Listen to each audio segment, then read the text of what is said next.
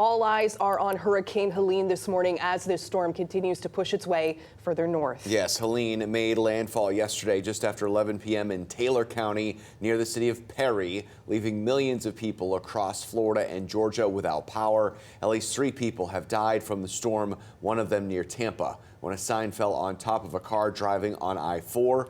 The other 2 died in Georgia from a hurricane-related tornado. Helene is now the strongest hurricane on record to hit Florida's Big Bend, bringing 140-mile-per-hour sustained winds last night. And now the Gulf Coast is dealing with widespread flooding. In Pasco County, about 40 people were rescued from rising waters. This is all according to the sheriff's office. And the sun is not up quite yet, so we are not sure of the extent of the damage this morning, but certainly seeing a lot of scary video coming out of the Big Bend from last night, Jen.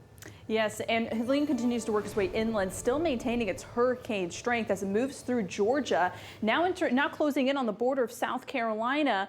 And this, again, will produce heavy rainfall now heading into the southeast through the next day or so. So Helene made landfall late last night as a Category 4 hurricane, and it will continue to spread heavy rainfall across the Tennessee River Valley heading through the day today and into tomorrow, and then eventually working its way into parts of the Ohio River Valley before eventually weakening and becoming a remnant low. Here in our local area behind the system, we're seeing a southwest wind flow develop. This is going to leave us very hot heading into the weekend, but also keep a few lingering showers behind as we keep some of the moisture funneling in across the state behind Helene. We're already starting to see heavy rainfall now moving across parts of inland Palm Beach County over Belle Glade and entering Pahokee. More showers just moving off the Treasure Coast too. Look at temperatures for today. Highs right around the 90-degree mark. Feels like temperatures will return to the triple digits, and we're going to stay hot and humid even heading into Saturday and Sunday. Danielle? All right, Jennifer, thank you. And a number of storm chasers rode out the storm last night in Florida's Big Bend. This morning, now we are seeing some of their incredible videos that they have posted on social media. So I want to start here with this one. This was captured in Ozona, which is just north of Dunedin. And here this poster says the storm surge was the worst ever in this area in over 80 years. Where you're looking at right here are a number of boats that are just on top of each other after all of that storm surge last night. Another video here from Steenhatchee. This poster says insane moments as one of the many smaller homes floats away from these floodwaters. So you can see here in this dark video just how high the waters were, the strength of them pushing away entire homes in the middle of the night. And this is other footage out of Cedar Key. And here you can see debris floating. This water is up to a roof of one home. This is why those evacuations were so important. Here you can see somebody swimming in these floodwaters in Cedar Key. Matt. Those mandatory evacuations put in place for Floridians in the path of the storm, and many of those evacuees waking up in our area this morning and keeping a close eye on conditions back home.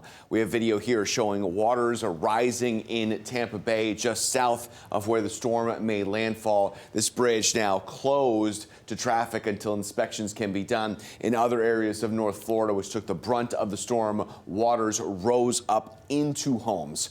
Our Kara Duffy joining us now live with how hotels on the Treasure Coast are working to accommodate these people. Kara. Well, Matt, from college students to families and their pets, many evacuees left their home and made their way here to hotels along the Treasure Coast, unsure of what they will be eventually returning home to.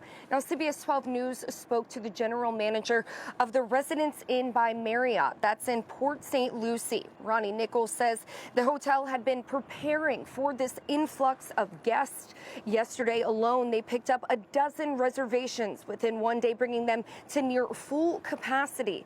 They also offered special rates for evacuees who are already planning to extend their stay, since we still do not know the full extent of damage. You're safe, you're secure, you brought, your family, your pets. We're going to take care of you if you need to hunker down for as long as you need to. I really want my hotel to feel like it's a home with 125 bedrooms. Now, there was also quite a few college students escaping Helene's path who came to hotels on the Treasure Coast. For some, it was their first time experiencing a storm like this. They say they're nervous about what will happen to their dorms. Meanwhile, in Okeechobee County, a spokesperson there tells us that at least 3 hotels there were almost at full capacity. And this was as of last night, and they say half of them were full with evacuees. Matt, Danielle. All right, Kara, thank you. And although this storm did not hit us at full force, effects of strong winds did impact several local communities. On Southwest Hamberland Avenue in Port St. Lucie, 2 wooden power poles were toppled by the wind yesterday morning. The power went out, but some here say it could have been worse. One homeowner on that street was getting ready for work when a power pole came down right next to his house, and the power line landed on his roof. Just a few doors down, another wooden power pole came down, bringing the power lines down with it. It sounded like a strong banging. It was scary. I'm not gonna lie to you, especially when I walked out and I seen that. And I seen the cables right over me. I was like, yeah, that's not good. Florida Power and Light says that they plan to replace the damaged power poles with new ones. Experts are also warning Floridians to be on the lookout right now for scams that tend to pop up when severe storms impact the state. Florida's Chief Financial Officer Jimmy Petronas says that scammers will canvass vulnerable neighborhoods, going door to door, offering help. What they're really doing is trying to take advantage of the situation.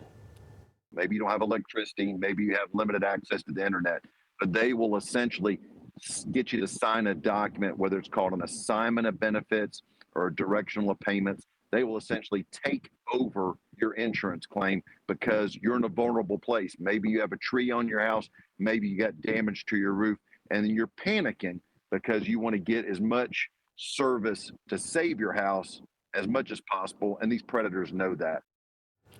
If you're unsure about whether somebody offering for help is a reliable and licensed contractor, you can go to the Better Business Bureau's website, and there you can find a list of accredited and vetted contractors based on the industry. And people across Georgia now feeling the effects of the storm. Helene shifted across state lines early this morning, maintaining its status as a hurricane. Let's take a live look at Centennial Park in Atlanta, Georgia, where we waiting for that live look. There it is. Rain coming down there. As you can see, there's not much wind impacting that region, but they're feeling the rain.